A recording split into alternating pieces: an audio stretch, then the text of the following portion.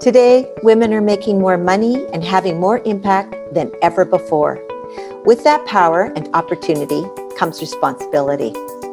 Unfortunately, we have not been taught how to make the most of these assets and opportunities, so many women today are still dying in poverty after a lifetime of success. Lifestyle Architect is a series of training videos that cover everything related to investing, from the philosophical to the tactical. Each month, we pick a theme and then discuss the related investment vehicles, how to incorporate them into your investment portfolio, and the tips and techniques to get them working the hardest for you. Wealthy Wise Women is a community of independent women who are sharing a journey of discovery and growth toward financial freedom. The Lifestyle Architect recordings are based on Susan's experiences and learning, but we all have experiences and learning to share. I welcome you to listen and provide your own commentary in the thread below. If you like what you hear, subscribe to our channel and see all the recordings in the Lifestyle Architect series.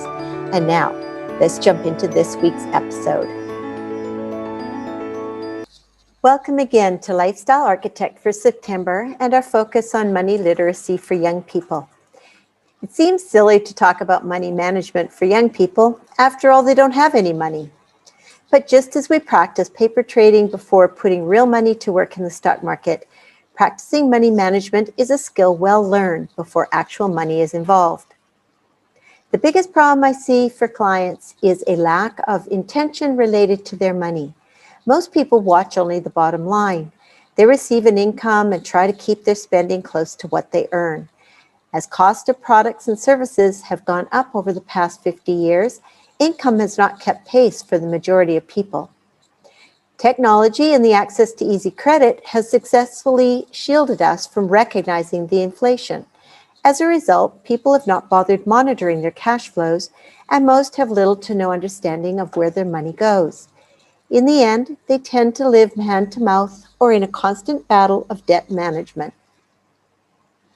Working with my Wealthy Wise Women clients, it only takes a couple of hours to understand the cash flows and how to create a mindset of intention around money. With this newfound skill, they begin to get ahead and start to invest almost immediately. If we can take those learnings to young people before they start having a cash flow of their own to manage, we can set them up to build their own financial security and wealth from the beginning. Here's the steps that I've used with my own son.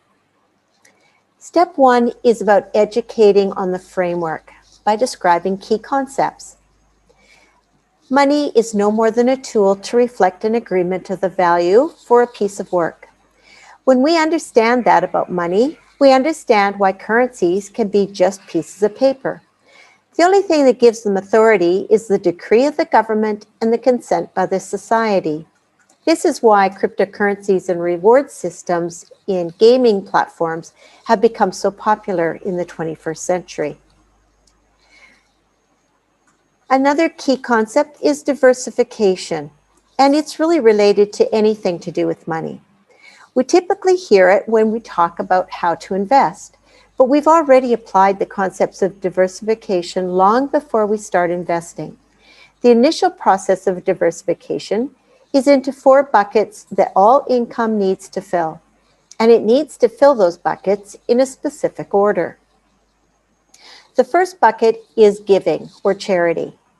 This was in the form of church tithes when I was young, and it still is for many. However, the opportunities for giving are endless today. The reason we do this one first is twofold. We create a mindset of gratitude and abundance for ourselves when we give first, and we make an impact that can actually improve the world as our second reason. I remember at 5 years old being given a quarter on a Sunday morning from my father while I watched him shave. He told me that this was my reward for being ready for church before he was, and that this quarter was intended for putting into the collection basket at church. To this day, 60 years later, this is a vivid memory of being ushered into the world of adults and my first action being one of charity. Don't underestimate the power of these little exchanges. I'm sure he would never remember this incident himself, but it has influenced how I use my income my whole life. The second bucket is saving and investing. This is effectively like paying yourself first. We work hard to earn our income. When we pass it through our hands to others, we don't get to benefit from the long-term effects of getting our money working for us. As a result, we're stuck having to use only our personal value to earn every dollar. When some of those dollars we earn start working for us, we can enjoy life more and build the parts of our wealth that are more important, like quality time with family and friends. Saving is out of fashion for most people because of the inflationary pressure on money. But when we find the right saving vehicles, we not only beat the inflation, but actually grow our foundation for the future. It's a way of creating a life where you can plan to live forever, but live every day like it's your last. The ease of saving in banks is no longer effective to accomplish these goals. But that doesn't mean we stop saving altogether. The trick is learning where we can save effectively. The third bucket is taxes. As Benjamin Franklin quipped at the birth of America, the only sure thing in life is death and taxes. Well, today, death is starting to look like it might actually be optional. However, not so for taxes. It is imperative that you are prepared to meet your tax obligation, at least for now. The one thing that can make life miserable is always having to look over your shoulder to see if the tax man is coming after you. This doesn't mean you need to pay the tax man more than they're due, but you do need to pay your fair share. After all, in society, we all benefit from the infrastructures that support our standard of living. The final bucket is our living expenses. These are the costs for products and services that support our standard of living. They ensure we have a warm place to live. Food, clothing, entertainment, transportation, and access to products and services that make life comfortable. The reason we fill this bucket last is because when we fill the others first, we know what standard of living we can afford. We can always find ways to cover our expenses. But if we pay expenses first, then we rarely, if ever, have any left over for the other three buckets. By filling this bucket last, we know our standard of living and whether it's sufficient to support our desired level of comfort. If it's not, then we have choices to make about how to increase our income or how to decrease our expenses. The second step is to create the buckets. For young children, this can be a great craft project. Using 4 containers, decorate them to reflect the purpose of each container. Place them in a prominent location that they can see regularly.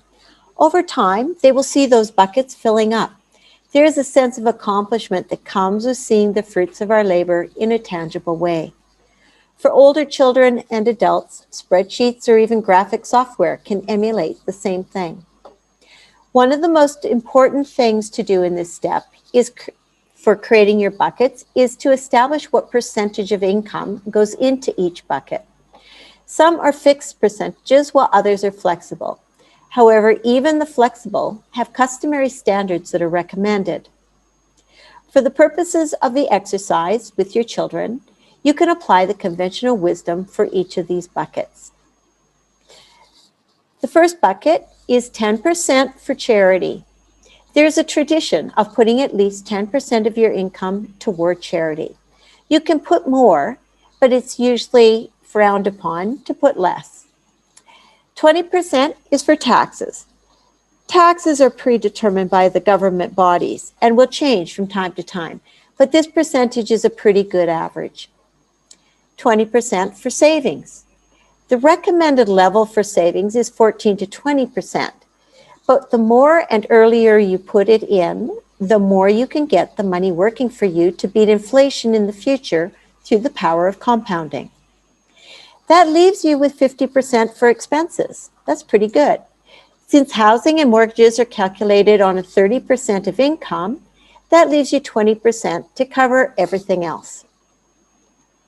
With those breaks for each of the buckets, we now turn to our reward system. And so our third step is creating the reward system. Children and even adults today have fallen in love with the idea of reward points. Reward points provide a tracking mechanism that doesn't require an exchange of government currencies, but holds the same intrinsic value in our subconscious mind. This step requires a conversation around what earns rewards, when they are earned, and when they should be distributed into the buckets. The association between the value of the effort or work and the reward should be established and consistent. An arbitrary reward system that changes from one evaluation period to the next loses credibility, and the benefits of money management are lost, or at least delayed. For young children, the rewards can be in the form of tickets made from different colored paper. As a tip, do remember, if creating physical tokens, they will need to be distributed based on a percentage. So you will want to use small denominations and distribute multiple tickets to reflect different levels of value. Since it is in percentages, creating rewards in the multiples of 10 is probably the easiest. For those tracking in a digital platform, it can be increases in the numbers on a spreadsheet, or even a blockchain product created for your own personal use. If you or your child is technically inclined to create a cryptocurrency for yourselves, this might be a great opportunity to learn how to use this new technology.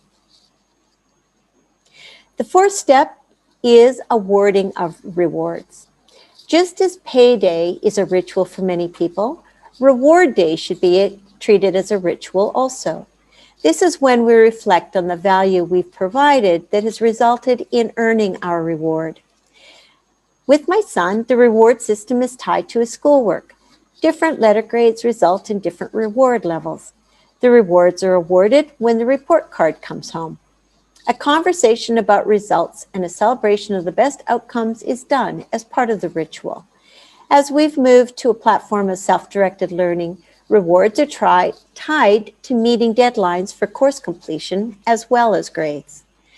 When the rewards are awarded, it's time to distribute them into each of the buckets per the percentage distribution.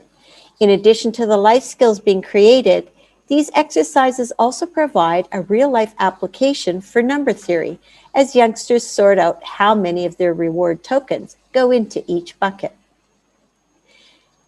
The final step is making the reward tangible. The final step is how we turn our rewards into something of real-world value. This can be done by setting a conversion level between your rewards and tangible products or even cash. Think of it as something like air travel miles being converted into actual flight tickets. Consider in advance how many tickets equal a real currency unit, and help your young people to remember that staying intentional will get them to their target sooner.